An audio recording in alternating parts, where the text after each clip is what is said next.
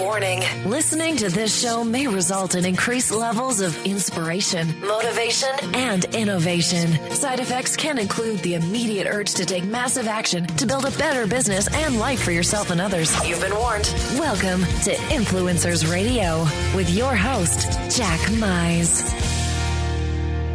And welcome back to Influencers Radio. Today, well, I think we're in for a ride, and I'm been waiting for a while to have this guest on because just some incredible insights and stories. And I think anyone that is in the position where they've even thought about going from service provider, and it doesn't matter what you are doing, whether you're a brick and mortar, if you're professional in the health and fitness, if what you do is teachable and trainable and people want to learn how to do it, then this is something that you want to listen to every second of because, I'm a firm believer in the old saying that every man is my superior in that I can learn from him.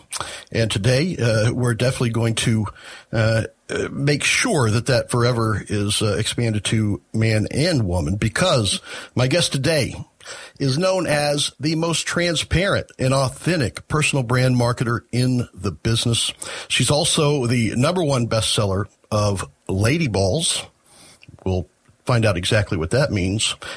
And she's also the creator of the Boom Formula System, where she helps coaches, teachers, entrepreneurs, anyone that has something to teach and train others, to build a better life for themselves, to build a better business. She helps them create that authentic online brand and also extract that knowledge, the best knowledge, and turn it into an online leverage program by being their 100% non-filtered selves. And what I just said is probably a very important piece of this. So all the way from New Zealand, welcome to Influencers Radio, Jody Jelas. Jody, thank you so much for being on the show today. Hey, thanks for having me. Well, I got to say, that's the boom. How succinct can you be? Because that just really probably is the perfect term for what you do for folks that are bringing their business online. It comes in with a boom, right?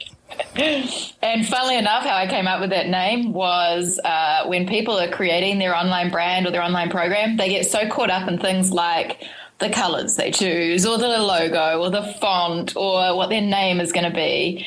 And it's stopping them. People use it as an excuse to not get themselves out there because they get scared. And so when I was trying to come up with the name, I went, oh my goodness, I'm doing it myself. It's taking too long. I can't decide. I just know I want the word formula in it. And I thought, instead of killing myself over it, why don't I just go, hey, what's something that I say all the time? And I'm always saying boom. So I went with it, and it's done me very well over the years. So there was no strategy behind it. It was, this isn't making me build my business online. So I'm just going to pick out a word. And that was that. Well, I think right there, what you just said is, one, is so critical, and it also speaks to the people that you help the most or probably need the help the most. I always said if universities handed out awards and degrees on getting ready to get ready, there would be a lot of PhDs in this world. Right? Yeah, about 95% of people, I would say. And that's one of the things that you work with people on is kind of getting over that, getting ready to get ready, because there's a lot of people that think, I want to do this. And you help people in all different levels. And I've been fortunate enough to work with and interview some of your clients, and the results are just remarkable in what you're able to do. But let's start with that. Those people that are getting ready to get ready, that are caught in that indecision, that I guess the paralysis, what is it? Analysis paralysis of which way do I go, and they can't make a decision. So, what is it that you work with these people to identify and say, let's start here, but let's start by moving. Let's start getting progress quickly. Yeah, loaded topic. So basically, we're our own worst enemies. So, like we just said, the majority of people, they're sabotaging themselves for whatever reason in every way, shape or form.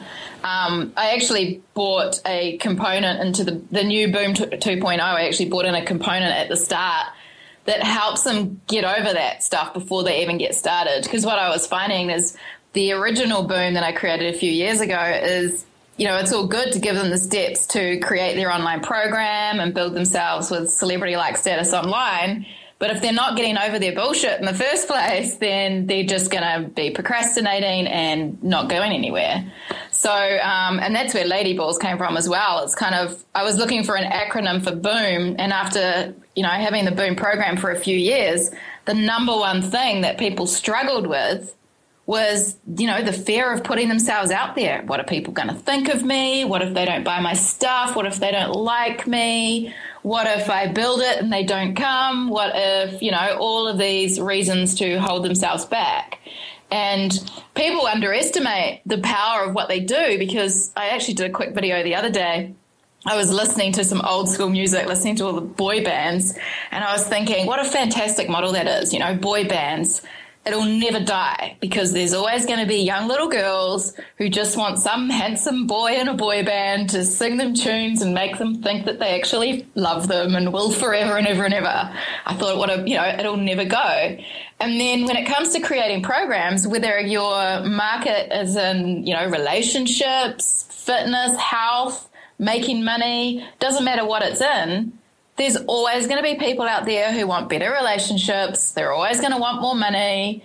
They're always going to want to be as healthy as possible, especially the people who are sick. So just as with the boy band model, creating online programs and teaching people how to get from where they are now to where they want to be, it's always going to be out there. It's never going to die. And sure, you've got to stand out from everybody else and you've got to apply the right strategies, but getting yourself out there, all of the things that might hold you back from doing it, there are people out there who are dying to get what you teach. And if you're too scared to put yourself out there, then you just got to think about those poor people that you're depriving, who are just dying to get their hands on the knowledge that you have. And quite often we devalue what we do because we know it inside out. Like if you're teaching people weight loss or how to make money, if you know your stuff, and no doubt you do, then you know that inside out. And you think, well, why doesn't everybody else know this? Is this not common knowledge? And it's absolutely not. There's a bunch of people where they don't have the first clue about it, and to them what you have is absolute genius, and they want to get their hands on it, and it will change their lives. So, sometimes devaluing and underestimating the power of your knowledge and what you can teach, that's where people go wrong, because they're seeing it through their lens, not the lens of the people who are dying to get their hands on their material. And do you think that's where that what if factor comes in? Because I guess it's the what if disease. They start playing that game. What if this? What if this? What if they don't like me? What if they don't, if what I teach them isn't working? And then they try to become somebody they're not, it seems. And I think that's one of the things that you try to inoculate against very early on, because the words authentic and non-filter themselves is a big part of what you do. So people try to think, well, I need to be someone else, or I need to be this person that they think people want to be. And you found that people sell best or appeal to people when they are their authentic selves. Talk a little bit about why that's such a struggle for people being able to be themselves when it comes to putting themselves in the spotlight or turning their knowledge into training or products.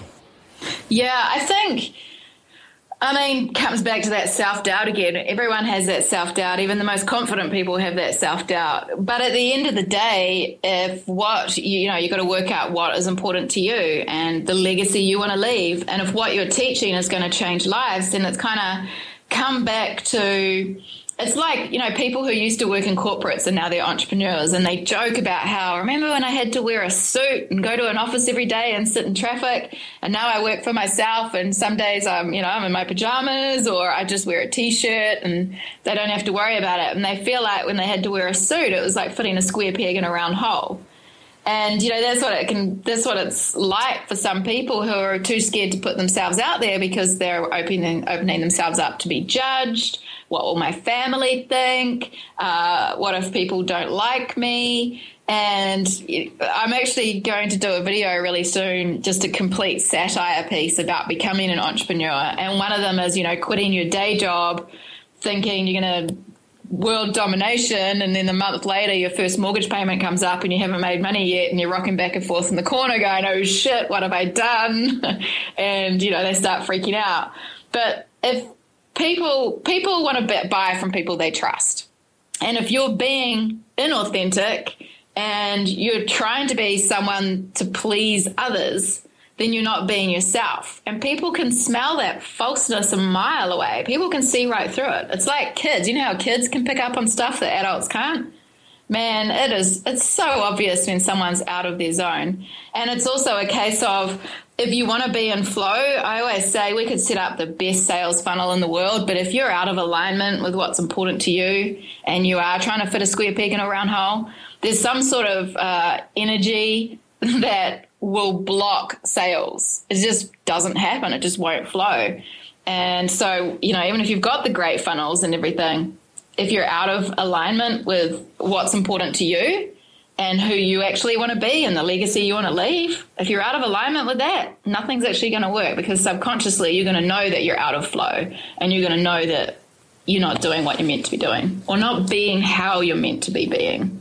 And when you do that, being authentic, that certainly doesn't mean perfection. In fact, it's probably quite the opposite of perfection. Do you see that that's what a struggle that people have, that things have to be just right, when it in reality not just right is probably more authentic than anything else? So perfectionism comes up. There's a difference between perfect and perfectionism to me. Perfectionism to me is someone who is getting every I dotted, T's crossed, which will actually is a form of sabotage and holds them back from moving forward and getting their magic out there. Whereas perfect, people say there's no such thing as perfect. What I say to my clients is there is, and perfect is wherever you are at right now. If that means that you're putting yourself out there and you know that you can improve things as you go along, if that means that you're scared as hell, but you're strapping on your balls or your lady balls and putting yourself out there anyway, the only thing that I say to people that you can fake, like it's okay to fake, is your confidence. So if you need to fake confidence until you're backing yourself and that confidence becomes real to you, then that's okay. Put yourself out there, whether it's you're scared shitless or not, take that jump, take that leap. And sometimes, you build the wings on the way down kind of thing. So, yeah. Well, I think that's, probably, one of the things that I see so many people trying to do is emulate these big brands and so much shiny. It has to be just right. And it ends up not only not being just right, it ends up being not happening at all because of waiting for that. So I want to get into some of the tactical. Let's get down and get our hands dirty in some tactical stuff. To me, there's like two camps, if you really want to separate them, of people that, they have something that they can teach on, that they train, and they want to take it online. And so there's two camps. There's ones that I don't have no idea where to get started. I don't know where to even begin taking what I know and putting it online. And then there's the people that say, hey, I know how to build a website. I know how to do videos. I'm going to kind of bootstrap this and do all this myself and put it together. And at first glance, the person that knows nothing about this, it may seem like they are at a little bit at a disadvantage.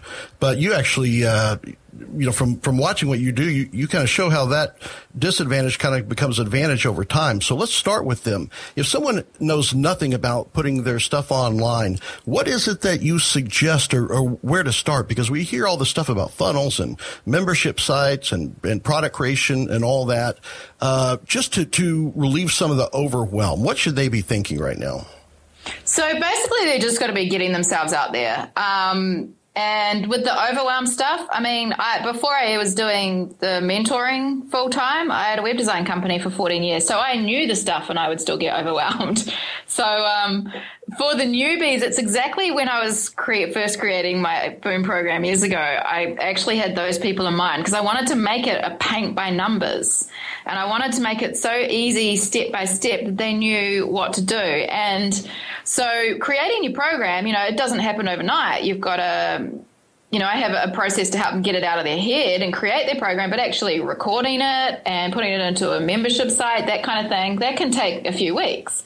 So while you're doing that, you need to be building your list, building your following as much as possible. So, you know, doing the stuff that you and Brian teach as well, just getting yourself out there, placing yourself as an authority. So you're building that following and you're building that list. So when you are ready to launch your program, you've already got those people who are sitting there hungry for what you're offering. So, and there's so many ways to do that, but what people tend to try and do is do all of them or do too many, or, oh, that guy makes money doing that strategy, I'll apply that. Whereas I'm all about keeping it simple and doing the stuff that you enjoy and that's in your flow, not trying to copy the next man. Right. And so a lot of people, they would tend to think that, okay, I need to go and kind of lock the door and become a mushroom till I have this all completely finished and I'm ready to go, and then put it out there, which doesn't make the boom happen, I guess, because it falls on deaf ears. You're saying that while you're building your program or while you're developing this and see what people want, put yourself out there. I know one of the things that you do, and I've seen people that have followed you and learned from you do this so incredibly well, is with videos, short videos that are kind of, I guess, edutainment. You know, they're educational, but they're very entertaining.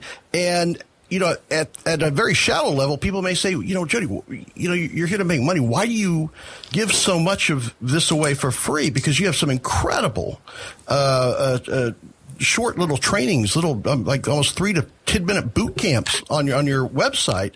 How does that play into the strategy of getting yourself out there? So in terms of getting people to learn your personality just as much as have them understand that you know what you're talking about, I started creating videos because I enjoyed video, and that was in my flow. So I was jumping in front of the camera, and I was crap at the time. I've got better over the years, but I went from when I handed my web design company over to my team and said, take it, you got 48 hours or I'm just shutting it down.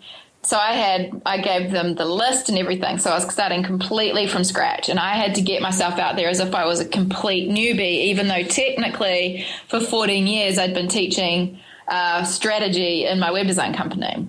So I had no list, and my web design company wasn't under my name. It had its own name. So no one knew who I was, and I was putting myself out there as if I was a brand new person. And I was going out under my own brand, so I had to start from scratch. So I just started videoing every week. And back then I had less of a strategy to it. It was kind of put out some information and make sure there's a call to action. Now my program, there's like a really specific strategy on how you structure your video, which makes them convert into clients better. But back then it was kind of like, give them some information so they can see the kind of person that I am. They can take that little bit of information and see that I do know what I'm talking about, and then give them a call to action. And what happened was, within maybe 60 days, I was getting asked to speak. I was getting, in the first hour of putting my posts out there on Facebook or emailing it to my brand new list of subscribers, within 60 days, in the first hour, I was getting 100 likes on my videos, and it escalated really quickly. And it only took me 21 days from completely starting my new program to finishing it and getting my first high ticket clients, because then I was only doing high ticket. It was like $8,000 a pop. And yeah, so it only took me 3 weeks. Now, I'm not saying that happens for everybody, because I did go mushroom mode for 2 weeks to create my program and everything, because I had nothing else to do and I was the only income earner in the house. So I just went hell for leather, get stuck in, get it done. And I was so passionate about what I was doing that, sure, there were tough days, but for me, it was like, get it out there, get it out there. So when people were creating their program and they hit a wall, I've totally been there myself, so it's easy. I giggle when clients come to me. In fact, one client yesterday, he's halfway through creating his program. It's been, he's on his second week, and he's kind of beating his head against the wall going, oh my God, I don't know if this is good enough. Is anyone going to buy it? But what happens is he's in the detail doing parts of the program creation that I would usually recommend delegating, but he's trying to do it all himself. And when you're doing jobs that you don't enjoy and that are outside your flow instead of delegating them, that can mess with your head and make you think your stuff's not good enough. It can make you doubt yourself because you're doing a skill that's not really in your skill set. And I just went off on a bit of a tangent there, but it's just something that's come up so much lately with clients. Well, we definitely want to get into that too. Because that's the other side of the coin with those folks. But when you're talking about when you're creating these videos, and I guess that's part of kind of how you probably learned the value of being authentic, not necessarily in a purposeful way, but some of your videos that you watch, they're authentic in the way that you leave bloopers in. I mean, they're still good, but you certainly, you don't mind showing the warts when something goes wrong or how it goes wrong, but you also show people how they can still make stuff look professional, without a big production, around that. So the people that say, oh, well, man, Jody's videos, they look so great. She's probably got some big production crew and all this lighting stuff. But kind of peel back the curtains a little bit and talk about how, people can start creating these authentic videos and actually be that educator,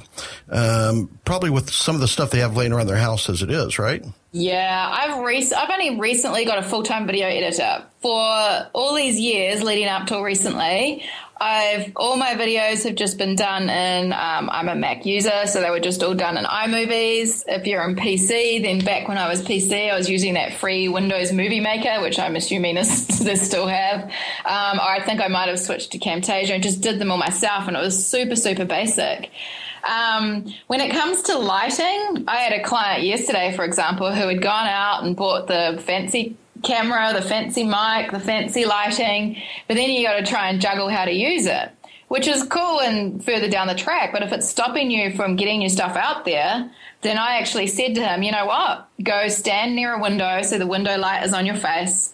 Set up your cell phone, because he had an iPhone 6, and if you've got like a Samsung or the iPhone 6, those videos, like the cameras on there are amazing. And I said, yeah, just go stand some natural light on your face, make sure it's pretty clean in the background, and just start cracking it out. And if you're standing close enough, then you probably don't even need a mic. And so for years, my lapel mic I was using my cell phone to record my videos. I had the mic of the normal ears that come with your iPhone with the mic. I had that mic up my shirt and clipped onto me with, it was something, it could have even have been like sometimes it was just a paper clip. The only thing I needed was some extension cords, and they were like $1 each, just the 3-ring audio extension cords. So I could stand a little bit further from the camera and not have a freaky extreme close-up. So other than that, $2 of cords, I used my cell phone and the mic that came with the phone. That's how I did my blog videos for the first 2 years. I didn't even have a tripod. I had a stool with a box on it and then a couple of folders until it was the right height. And then I still do, my iPad as the teleprompter. There's loads of free teleprompter apps. I had that sitting on another stool as close to the camera as I could possibly have it. And I would put my scripts in there just because I tend to waffle. So for me, I needed to script my videos so I could get straight to the point. And even now, I haven't used my teleprompter in a while, because another good way to do it is, if you want to script it or at least bullet point it, write it down on a piece of paper and just do it line by line. Read a line, look at the camera, deliver that line. Look back down, read a line, look at the camera, deliver that line. And then when you go and edit it, all you're doing is chopping out those pieces in the middle and just crop in or crop out in the video editing, so it looks like it's consistent. It looks like you just keep going. And by cropping in and out slightly, it means you're not just a boring talking head as well. So it's not like you have to go and memorize scripts, or if you don't want to use a teleprompter because it sounds like you're reading it, then sometimes it can just be some really simple editing where you read a line, look, crop that bit out. And it looks completely professional. So, that's what I love about what you do, and watching kind of and listening and hearing about the evolution of your business, because, so many people think that I've got to have all this stuff to be able to be successful. And you, I guess what I would call, I don't know if you have this in New Zealand, what I call MacGyver. You're MacGyvering it, Yes, that's exactly what I call it too. Yeah, okay. Yeah, you were MacGyvering give you a video, and a PayPal button, you could make money online, right? And turn something into a program. And now, so you talk about this other group of people that I think you fall into that do have, I guess, what some would think was an advantage because they say, hey, you know what? I know how to build a website. I'm kind of techie. I can put this stuff together. I've really got a leg up. And that's kind of where you came from because you had that web design background. And when you talk about doing all this stuff yourself in the beginning, that was probably a huge advantage that you could sit down and not have to rely on someone else. But I want to make sure we talk about the evolution of how that goes from advantage to hindrance in your business. So let's start with when you had a web design business and you kind of learned how to put websites together, right? Because you found a need for that, and that's how you started, and how that kind of brought you into when you started creating your own program. How did that help you in the beginning, and then we'll kind of go into the progress and how that changed your business? I think what people tend to get confused on, they think if they can do something, then they should. Like, I didn't want to work for other people because I didn't like being told what to do. So at 21, I started my web design company because I was working at a corporate, I was earning really good money, and I saw this guy who was on his computer in the same office. This was in London. And I went over to his desk and went, it looks like you're just doing cool stuff with pictures all day. What do you do? He said, I look after the company's websites. I went, man, that looks awesome. So I went and handed in my resignation, quit the next day, went and bought a book on how to build websites, which I actually didn't even buy a book. I bought the program, which at that time was Front Page, if anyone can remember Front Page. I did the tutorial on the front of the book and went, great, now I'm a web designer. And I was a fast learner, so I went out and got some clients. I had no money. I was a party girl, 21-year-old in London. So I'd go to any free networking events I can. I would strap on my fake confidence because I had no clue what I was doing, but I knew how to be confident. And I went out and got clients and asked them what they wanted. And then I'd say, yes, I can do that. And I'd go out and learn how to do it. And I'd produce what they wanted. And I always had happy clients. So I learned how to design. I learned how to program. I learned how to market. I learned to do my own marketing. I learned online strategies where I learned it all myself. And then I started delegating the stuff that I didn't enjoy. So first thing to go was programming because that did my head in. And then I just dropped everything off until all I was doing in my web design company was the strategy. But here's what I do when I doubt myself. I go back to web design stuff. It's like my Achilles heel. It's kind of like comfort zone, I'll go back there. But I hate it. And I can't stand sitting there doing tiny little detail things on websites. But I can do it. And even when I had a web design company, things that could take people a couple of days to do, I knew that I could smash out a brilliant looking website in under an hour. I still can. But that is not my zone of genius. And even though I'm good at it and can do it, that is not what I'm cut out to be doing. So, sometimes I'll slip back into that and I'll catch myself and I'll listen to my body and I'll be like, oh, I'm sitting here and my shoulders are tight. What's going on? I'm really good at this stuff. But it is not what I enjoy and it's not what I'm passionate about. And another thing I brought into the new Boom 2.0 that wasn't in the first one is something that people do the wrong way around is they build a business and then they adjust their lifestyle to suit their business. And what they need to do first is get really clear on their most epic, ultimate lifestyle. Like, what's the stuff that really floats your boat, blows your skirt up, gets you excited, makes you want to leap out of bed every day and feel alive? And I may be good at doing the web stuff, but does that make me feel alive? No, it makes me feel like a zombie. I can't stand it. So sometimes you think, well, if I've got this web design skill or I've got this design skill or something else that they feel that they should do it themselves, I am the queen of delegation of anything that I don't enjoy, and I encourage my clients to do the same, and it's the same. If you can build websites up the wazoo, but if what you're really good at is strategy or speaking or writing, delegate that website stuff out because it's only going to hold you back from your big picture. I want to point something out here because I think it's so important that we don't gloss over it or let people miss this. And one, I want to go back to when you said, make sure that I'm not compressing the timeline. You woke up in the morning with a job. Uh-huh. And you went to bed that night as a self-employed web designer.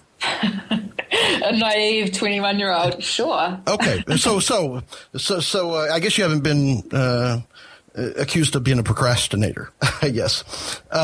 Taking too long to think of things. So that's really remarkable there. That you are able to do that, just have the confidence that, I know I can do this and see that opportunity. And two, you kind of went into something very important about designing your life around your business versus designing your business around your life, because a lot of people have that, I guess it falls into that scarcity mentality that, you got to make money where you can. And I think one of the benefits that I think, and I've certainly seen it in the people that have worked with you, that I've been fortunate enough to interview, is that, you do come from this mindset. No, there's lots of different ways to make money. It doesn't mean you need to do all of them.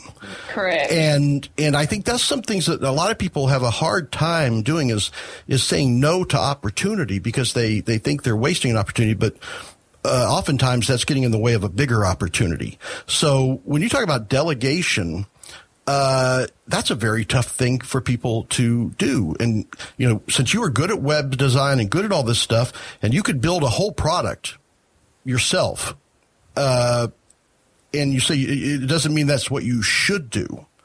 And I know I've heard and I've seen, you talk about this automate, delegate, delete system. And I want to talk about that and how because a lot of people don't know how to decide what they should be doing. It's so hard to turn things over. So you turned over things that you didn't like to do, like web design, right? But there's also some things, I guess, that you don't mind doing, but it might be a hobby, but it's not really the best use of your time, the highest value of your time to fit that overall lifestyle. So let's dig into that. If somebody knows how to do all this, they know WordPress, they know how to put this together, they know how to put their PayPal button, they know how to put the videos on, but it leaves them no time. They spend 90% of their time doing that and not enough time out there selling or putting themselves out there. Yeah, exactly. Because if you're putting yourself out there as a brand and you're chained to your desk building websites because you can, then how's that going to put you out there as a celebrity-like authority in your niche if you're stuck behind your computer desk doing,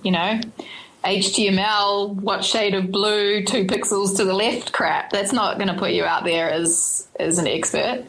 And I know there's plenty of people, and I know someone's listening right now that is saying amen because they've sat there, and then the next thing they know, they look at their watch, and it's 8 hours later, and they've managed to get this $10 task done themselves, right? So what is it? How can you, even though you should do it, what are the steps that you get people to recognize that, okay, now it's time for you to not do this yourself, and let's hand it over? I love this because I've been doing this strategy for about 6 years now, even when I was in my web company. So what I've always told, so you mentioned before that I haven't been a procrastinator, and yes, I definitely do procrastinate, but I am a high risk person. If I make a decision, I want it now. My staff used to call me Veruca out of Willy Wonka and the Chocolate Factory. Yeah. Because I used to want everything now. It's like I want my Oompa Loompa now. So, so I will jump and then worry about the how later, which, don't get me wrong, I nearly went bankrupt twice in my 20s. I made plenty of mistakes, but that's my way of learning. I'm better at learning that way.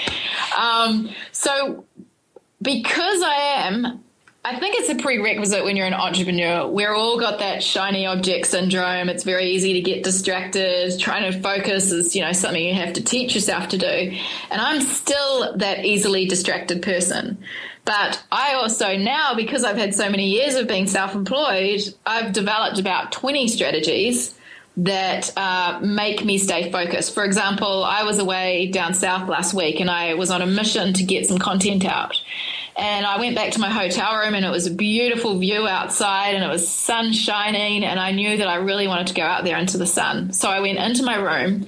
I changed out of the nice clothes I was wearing. I purposely had taken with me my crappiest pants and daggiest clothes that I would never go out in public in. And I went into my room and I put those clothes on because I knew that it was going to take more effort for me to get changed into clothes to go outside than it would for me just to stay and finish the task that I was meant to do. So I have this daggy clothes strategy so I won't leave the room and I'll stay there and get my shit done. So I've got all these strategies to stop me being distracted, or more importantly, to keep me focused on a task. Like another one is I'll have a power hour. That's where I'll go meet someone at a cafe for 1 hour with one task with my laptop, and we catch up for a coffee and we sit there for 1 hour and smash out that one task until it's done. No Facebook, no Skype, turn your phone on silent, put it away, whatever you got to do that one task. So over the years, I've developed all these different strategies to actually get shit done because I'm so easily distracted. I'm like a ADD child. Sometimes I'm just like, really? How did I end up doing this? It's so far from what I'm meant to be doing. So years ago, another strategy is we don't realize how much of our time we actually waste. So what I used to get everyone to do, and I still to this day do it, is if you print off, just crack out a spreadsheet. In fact, I think I've got a blog post on it somewhere. You can download the one pager. It's a spreadsheet. It's 30-minute increments of every day for 1 week. Every day, every half hour or hour or so, write down what you've done for the last half hour. So after a week, you've got this grid of all of the stuff that you've done all week. Now, when you look at that and kind of categorize them, highlight them, are they, is it marketing stuff? Is it mucking around doing useless stuff? When you've got that week of 30-minute increments, you can see where you're actually spending your time. It's kind of like when you do a food diary and you go, oh, wow, I'm actually eating way more crap than I thought I was. When you've got those 30-minute increments, then list them on a page. So you may have checking emails, checking Facebook, client coaching calls, and break them down into a list so you've got each category on the list. Then on that list, put a scale next to them from 1 to 5 on the stuff that you enjoy doing, stuff that you could do all day long and it wouldn't feel like work. And then the other end of the scale is stuff that you hate doing, stuff that makes you sit there with your shoulders tense going, oh, God, this is the longest day of my life because I hate doing this job so much. And then when you look at that list, look at the stuff that you enjoy doing and highlight it, because you want to get your business to a point where that's the only stuff that you do. And you go to the list of the things that you dislike the most, and they're the first things you can delegate. And so for me, yes, I could do the web design stuff, but if I hated it, it was the first to go. And even though I can do it, I've got my own web team now. I've got a full-time video editor. I have other people do that for me so I can focus on the things that I really love doing, which are, interviews like this, or creating blog content, or getting my phone and cracking out a video and chucking it on Facebook because of something I learned that day that is relevant to my audience. And the next step is, of those things, the stuff that you love, the stuff that you hate, put them in order. Then go what's easiest to delegate. What's something I already know someone can do that job, and put them on the priority list of delegating because they're already there. You don't have to go and find that person or recruit a contractor or put it on Elance. Get rid of those jobs first because they're the easy ones. They can be gone by the end of the day. And then the next step is get rid of those ones that you really, really do not enjoy doing because they're only going to hinder you in your business, and you're just going to go back to using them as a form of self-sabotage. Well, so there's a couple of points there I want to make sure that we bring up, because one of the things I know that the people I've talked to that work with you that say that you really kind of solve for them is a huge problem is, let's say they have a program or they're putting something together and there's 10 things that they have to do to make this program ready to put out there to start selling. They'll be at a point where they have all 10 things about 80% done. Yes. Right. And it's always that last 10-20% that takes forever. And so really, even if they have 10 things that are 80 or 90% done, it really means they have nothing done. So when you start there, I guess doing that task list, when one, you can identify where you're spending your time and know what to outsource this. What do you think causes them to get to that 80 to 90% and then makes it so like running through mud to get that last 10% done? It comes back to what we said at the start, because then they go, all right, I've birthed this elephant. It's nearly there. Wait, if I finish it, I've got to be out there in front of all those people. And what if people don't buy? And what if people start unsubscribing? Or what if my family members stop talking to me because they think I'm in a cult? That actually happened to me when I was doing personal development stuff. I was like, she's in a cult, don't talk to her. So, that people get to that 90% point, and I talk about breaking through the terror barrier. There's your comfort zone. There's the making the decision. There's pushing through the hardest part. And then you come up to that wall, which is the terror barrier. And you're bashing at that wall. And then every single one of those steps, you think, it'd just be so much easier to go back to the comfort zone. So much easier to stop banging my head, go back to the comfort zone. But when you push past that and break through that terror barrier, and you can see and experience what's on the other side of that, which is absolute freedom and having that lifestyle you want. And sure, you may lose some people on the way, but when you're living a life that you absolutely love because you pushed through that terror barrier and you got that out there, do you think you're really going to care about all that stuff that you left behind? Like, you're going to look back at your comfort zone and go, oh my God, I don't even remember being that person.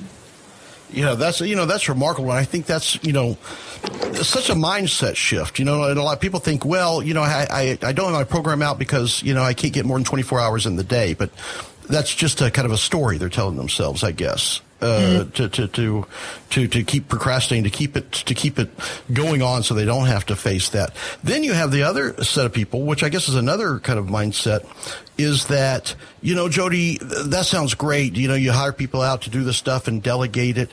But this stuff, that costs money. And I know, from experience that at first it sounds like it costs money, but I guess in reality, it's making you money when you hire that stuff out.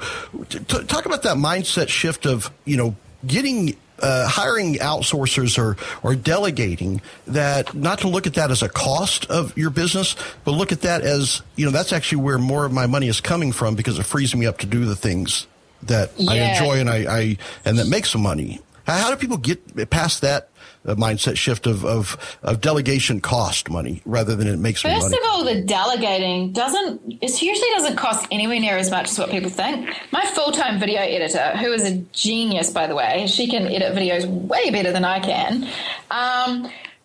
She's in the Philippines, and I pay her 600 New Zealand dollars, so it's about $450 US. She works for me full-time for a month. Every month I pay her $450 US. She's full-time video editor and a genius. That's right. The other thing I did in Boom, which was really important, was over the years I've used contractors. I've got some contractors that have been working for me for 8 years, building membership sites, building websites.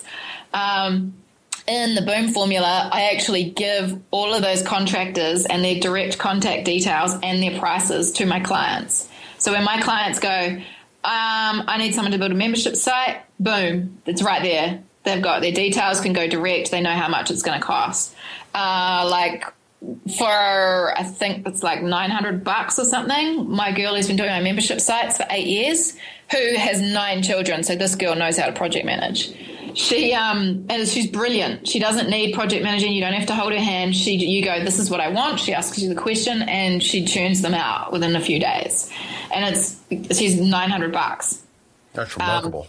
It's remarkable, all right? And she's just so good at it.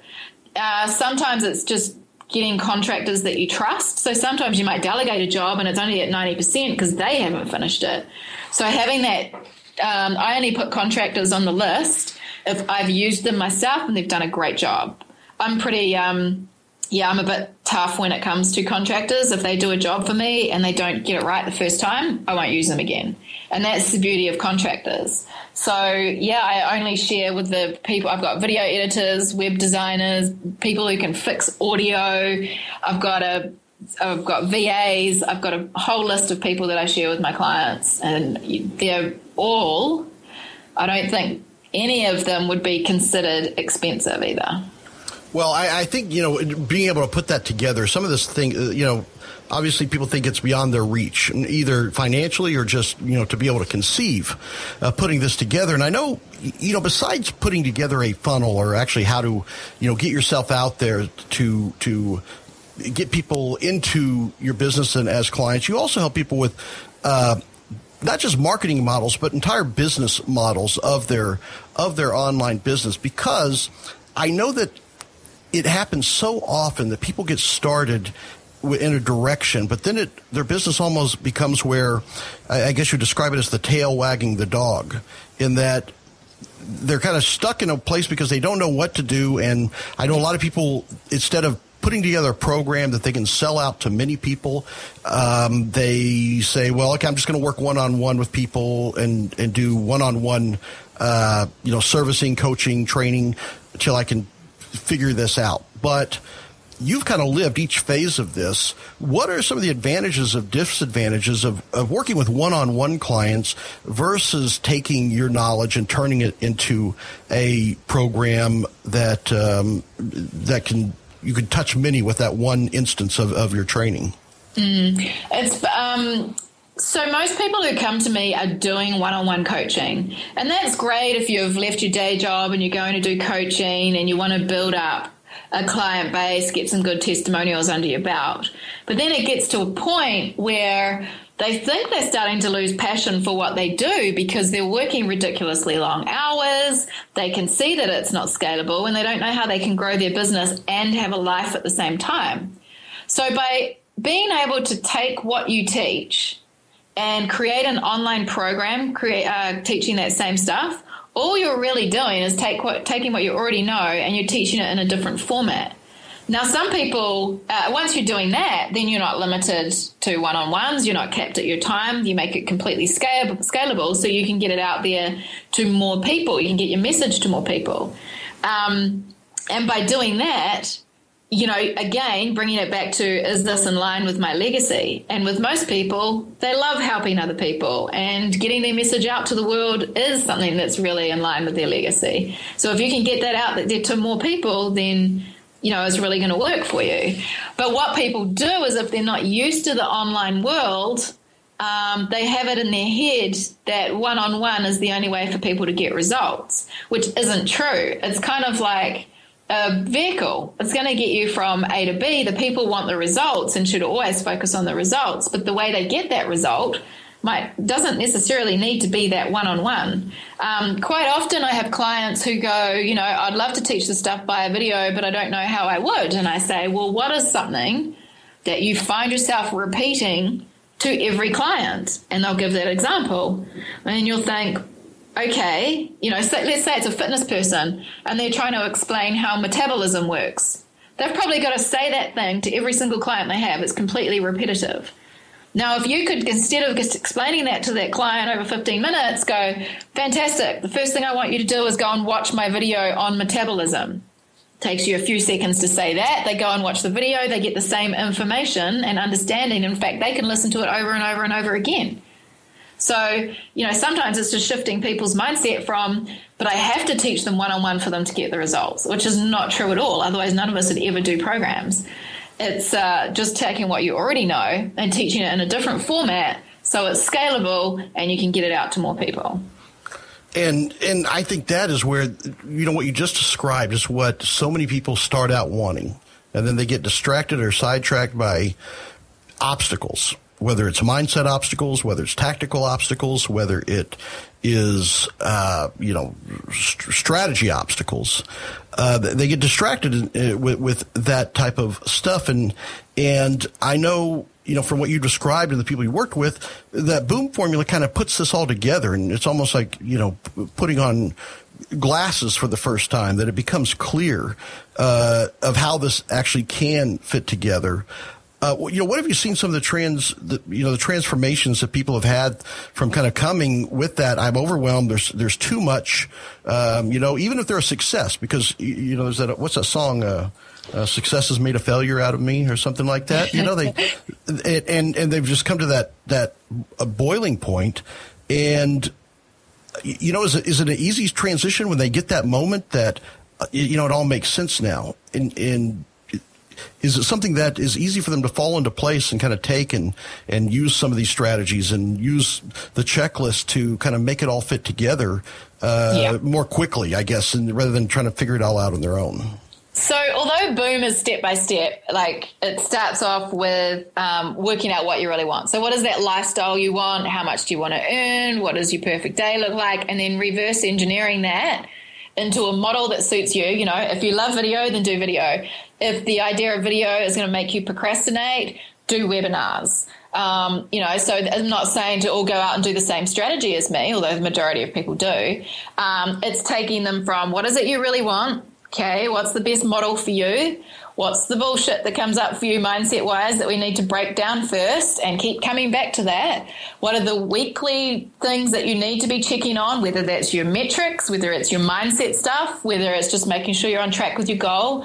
They get supported in a Facebook group, so whenever they hit a wall, they have the team there. If they've got a technical question, they have the team there. But what I've noticed, especially recently, is my favorite clients are not always the ones that make the most money. My favorite clients are the ones who get the biggest transformation. And just as you were saying that, I can think of 3 of them, and all 3 of them had the penny drop at a different point. So I had one client come on board who I actually did strategy calls with 2 years ago, and he didn't come on board, and he's recently come on board. And he's gone round and round in circles in his head because he couldn't see how creating an online program would fit in his business, and it's accounting. So, you know, he's had an accountant head on his shoulders. Now, he's not even doing it for a few weeks, and he messages me every few days on where he's at. And he keeps saying, I can't believe how clear this is to me. I can't believe all these years he'd kind of struggled on how it was going to fit into his business, and now he had this complete clarity, and he said he felt like an excited teenager again. So that, he's not even at the point where he's created his offer yet, but just having that breakthrough was awesome because, you know, this guy, I've been talking to him for 2 years now, and to see him have that breakthrough in the first couple of weeks. Another one was a lady who came on board who's in her day job and she's looking to leave, and she's got an amazing product. Like, I don't think she quite sees how powerful her product is and very unique. So for her, she went through the identity process. There's getting clear on who you want to be, your actual identity and what you really want, and the BOOM formula at the beginning.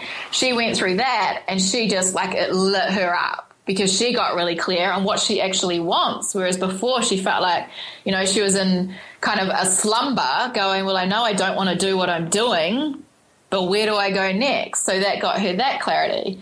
Then there's other people who they were doing their one-on-one coaching and they were absolutely kicking ass at it. They were geniuses at it. But they were doing one-on-one and were doing it for like $80 an hour, just random one-on-one sessions or very small group sessions. So what we did with them is they repackaged what they did into a 12-week program that was mostly online, group coaching calls for $4,500. And in a few hours of launching, they sold 3, and they were beside themselves. You know, so theirs was a big money jump purely by changing the structure of their offer, which they were already good at, just doing it in a different format. So it's kind of like everybody's unique in what they come in with, and the penny drops. There's different things that strike different people. Sometimes it's a mindset thing. Sometimes it's a funnel tweak. You know, people give up on their funnels too early because they don't test and measure. They go, oh, I've put a funnel out there. Oh, I didn't make $1 million on day one. It's a failure. When really it's, well, did you look at your metrics? Is there a leak in the funnel? So there's just so many varying different people that come in and get different things from the program. Well, I can say I think that is the true boom in the fact that so early on people are able to recognize that the scoreboard doesn't necessarily just need to register by dollars. No, not at all. That the true success is scored by the lifestyle. And there's so many people that are chasing that. There's so many people chasing the dollars, thinking that that's the benchmark. And you kind of reframe that early on that no, if it doesn't matter how many dollars are involved, if you reach the lifestyle, you won, regardless of what dollars that takes. And I think that is something that is a huge shift for a lot of people, and it reframes success and redefines, I think, their benchmark for success. And I think that's what truly makes you a influencer, indeed. So what can people do to find out more about Jody Jelas and find out more about the BOOM formula and kind of get involved with what you're doing and see exactly watch you walk the walk and do exactly what you're talking about.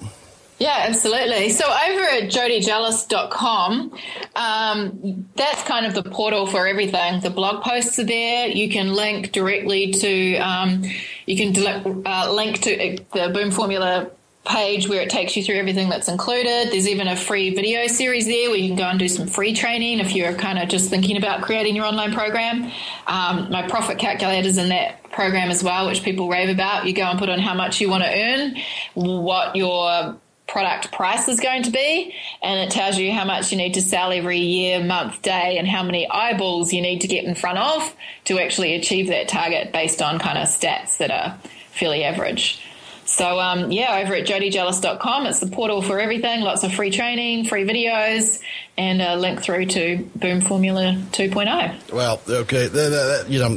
Incredible resources on there, and I think people would be shocked at the level of education and that you share and that you give to really remove those obstacles. And I think that's what the Boom Formula really is all about. If someone's ready to remove the obstacles that they have, truly remove those obstacles, I think you give them every opportunity to be able to do that with and make sense of it with that formula. So I definitely want to thank you so much for coming on and sharing this information and digging into this, because I think you really touched on a lot of the issues that people have and I think help people recognize what the real obstacles are in their business and the pursuits for that lifestyle. So thank you so much. No problem. Thanks for having me. All right. Fantastic. Folks, there you have it. Definitely check out jodyjelas.com. We will have a link there on the show post for more information. And until next time on Influencers Radio, remember, you are the only real game changer. You've been listening to Influencers Radio. To get all past shows and updates on future shows, visit influencersradio.com today or follow us on Facebook at facebook.com/influencersradio.